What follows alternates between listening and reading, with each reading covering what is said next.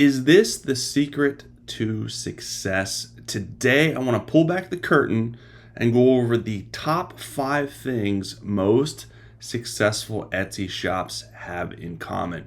By success, I mean in the top 1% of all Etsy sellers out there. Let's go.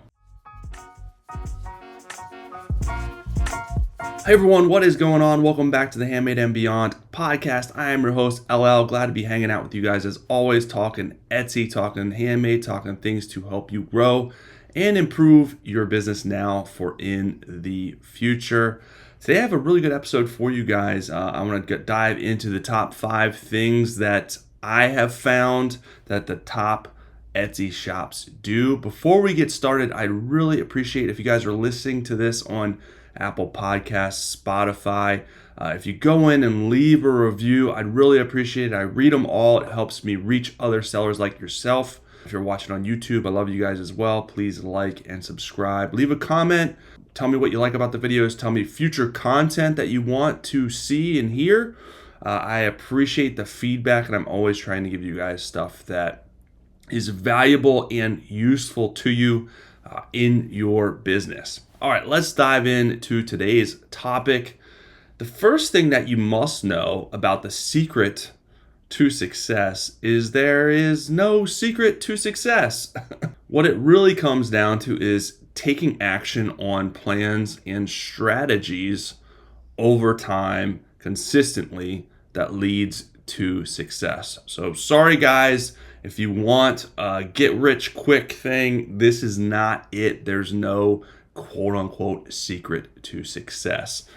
There's a lot of work, a lot of taking action, learning from that, and consistently growing your business over time. So good luck finding the get rich quick things. There's lots of people out there selling that. That's not me, and this is not an easy get rich quick thing, but it is a thing that you can accomplish if you're willing to put in the time, the dedication, and implement some of the strategies and tactics that I'm talking about. Early on in my Etsy journey, I didn't know what the heck I was doing. I was struggling. I was trying to figure it out, as many of you probably have been there or are there now. It's very, very complicated early on. You're not sure what to do, who to listen to, what actions to take, what to focus on. So I saw that, I knew that I was struggling. I knew that I didn't really know what to do, but I did know that there was a lot of other shops out there that did know what to do, that were finding success, that were getting a lot of sales, that were doing the right things. So I had that out there. I knew that the recipe was out there because other people were doing it. So what I did was simply pay attention to the other shops that were doing it.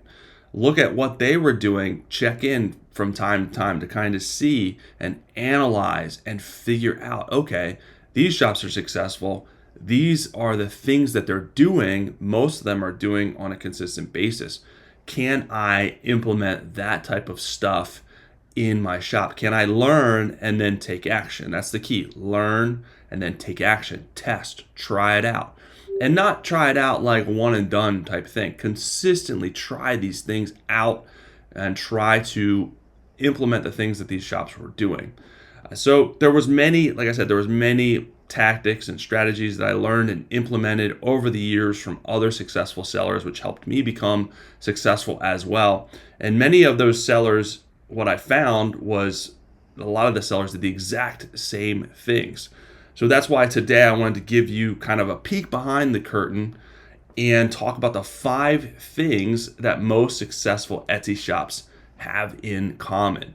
So this is in addition to specific strategies and tactics. These are the commonalities that these shops reached and the benchmarks that they have. So okay, in my shop, can I reach these same goals? Can I reach these same benchmarks? And if you do, there's a good chance that you're going to find some level of success depending on what your specific goals are. So let's dive into the 5 right now. The first one is most of the shops that are the top 1% have at least 250 listings. At least 250 listings in their shop. Most of them have more. Most of them have double that, triple that. The reason why listings are so important, and this is something that you have to build up to. Let me kind of preface this, because it's not something you're going to open your shop and have that many listings, nor should you have that many listings, because you want to build it over time, because you're slowly building your shop. You're slowly learning what's getting traffic, what's selling. So if you put out 250 listings, unless you're like a vintage seller, it's really not going to benefit you as much as slowly building up your shop over time, because you'll see, okay, I have certain items in certain categories within your niche that are starting to sell. I have other categories that aren't starting to sell. So if you release a ton of products for a category that doesn't sell, you wasted a lot of your time.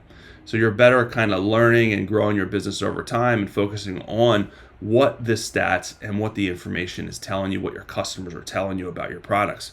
But that is a good benchmark to shoot for.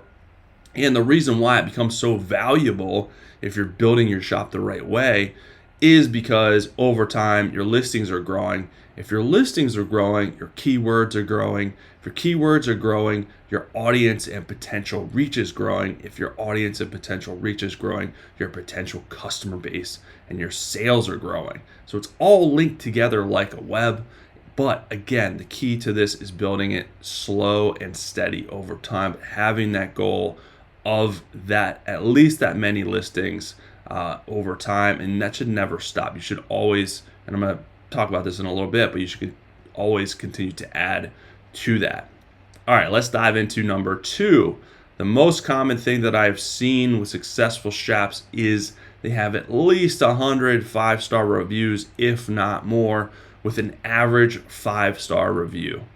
So they have a bunch of reviews, their average is 5 stars, and they have over 100. And that is important because, again, that plays into the algorithm, that plays into Etsy sending you traffic. They're not going to send traffic to someone that's averaging a 4-star or 3-star, maybe a 4-star. I don't know. It's still going to hurt you. 5-star is where it's at. That means you're delivering a superior product. That means you're delivering amazing customer service. It's very important. They pay a lot of attention to that. So if you're slacking a little bit when it comes to your reviews, make sure you're getting that average up. Make sure you're doing things to get more reviews. Obviously, there's things that you can do. You can work with Alora. I'll include the link below that you can set up email campaigns that will ask customers for reviews as well.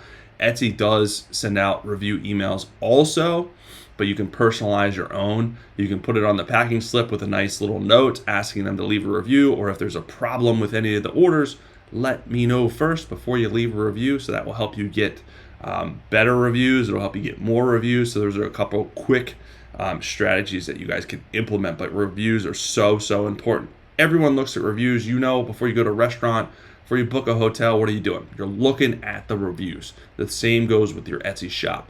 Bad reviews will definitely hurt you in more ways than one, with customers and with the algorithm. All right, number 3 is most successful shops have been in business for at least 2 years, if not longer.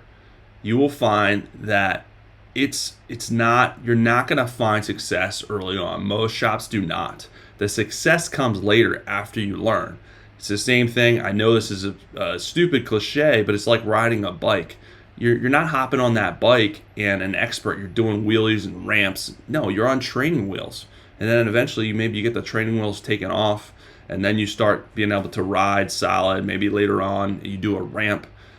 So this is the thing. This is the same thing with your Etsy shop that a lot of people don't realize. It takes time. You're going to learn as you go. You're not going to know everything up front. You're going to make mistakes. You're going to fail, but you're going to keep going. You're going to refine that stuff, learn from it, consistently take action, and then you're going to start to grow. You're going to start to pick up that momentum, but it takes time.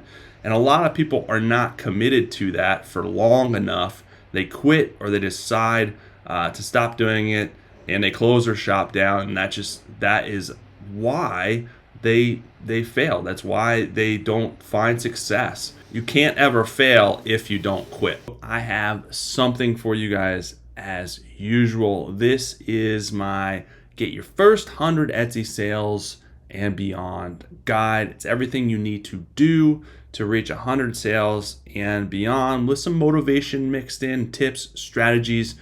This can be helpful if you haven't reached 100 sales or even if you're past that already.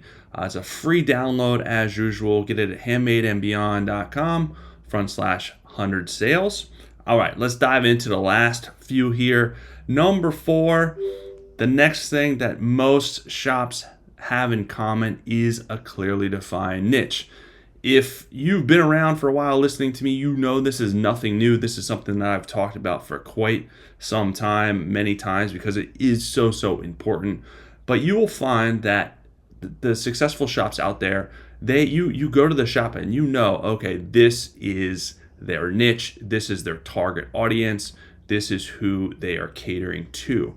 Now, don't get me wrong, some shops have and can cater to multiple niches, but for the most part, the easiest, less resistant path to success is one niche that you're catering to. It's easy to target to that audience if you have one defined niche that you're targeting with your products, your new releases, your new stuff that's coming out.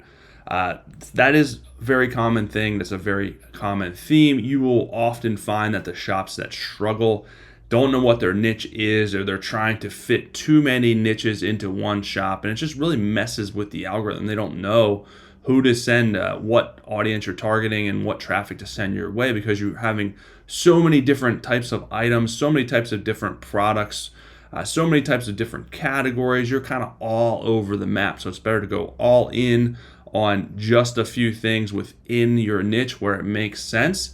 It will be a lot easier for you. It's the path of least resistance. So sit down, think about what your niche is, and some of you may want to niche down even further. Some of you may find that you need to niche down further over time as your shop continues to grow. As you progress, this is stuff that you can kind of refine and work through. It's not going to be perfect at the beginning because you're not sure.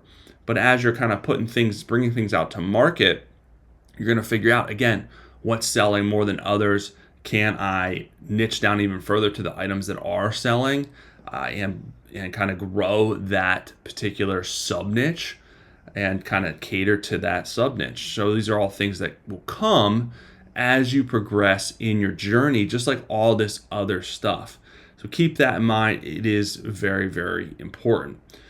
Number 5 is list consistently. Have a consistent listing strategy. This goes perfectly with what I talked about earlier. The first one, having over 250 listings. If you're listing consistently over time, you will reach 250 and beyond. Again, don't sit down and do 250 listings in one day. You want to grow slowly over time so you can learn as you're putting stuff to market and progressing. So take time, do your product research, do your keyword research, and bring things to market. Couple listings a week is a good, solid listing strategy. It keeps your shop fresh. It keeps feeding the algorithm. It keeps giving you data to kind of look at and help guide you. That's what's really important. But have that goal, set a weekly listing goal, stick to it week after week after week. It may not seem like a lot, but you're going to find that down the road, you're like, wow, that listing goal really helped me learn a lot about my business and really helped my shop grow over time. So it's really important. So those were the top 5 things that most successful Etsy shops have in common. I do have a bonus one for you because I feel like this one is important as well. It's really important. And this is quick message response time. You will find that if you're responding to questions fast, lightning fast, you're going to get those sales. Without those quick responses, those people are going to move on and buy from someone else. Usually, if they're taking the time to ask a question, they're ready to buy. They just are hung up on a particular thing, or they want reassurance on something. And 9 times out of 10, if you respond within the first couple of minutes, they're going to buy from you. That's what I have found. So a lot of shops that respond fast will get those extra sales, and those add up. If you're getting a few extra sales a week because of fast response time, that's going to be hundreds of extra sales by the end of the year. So download the Etsy Seller app, link the push notifications so you get push notifications when someone asks a question.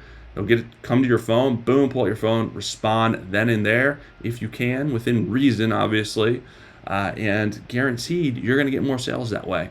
And you can manage this you get a speedy reply badge within your Etsy dashboard. It's part of the Star Seller program.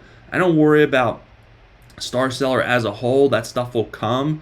Star Seller, I feel like doesn't play into the algorithm yet. So I'm not going to go down that rabbit hole. But if you have the speedy reply badge, guarantee that will equate to more sales and more success down the road. So get into a habit of it now. And I guarantee it will help you guys out as you continue to progress through your journey. That is it, guys, for this episode. Hopefully you got something out of it. Hopefully you can reach those benchmarks, set those targets so you know what you're shooting for. These things are easily attainable over time, but it's going to take some work. I say easy, but it's going to take some work and a lot of action from you. Again, make sure you download the 100 Sales and Beyond guide at handmadeandbeyond.com/100 sales. It'll help you reach 100 sales and more. Also, again, I'd appreciate if you go on to Apple Podcasts, Shopify, Spotify, whatever it's called. Leave a review. I appreciate it. Like and subscribe on YouTube. I appreciate that as well, guys. It helps me reach more people. I'll be back soon with another great episode. Have an amazing rest of your week and a really good Thanksgiving.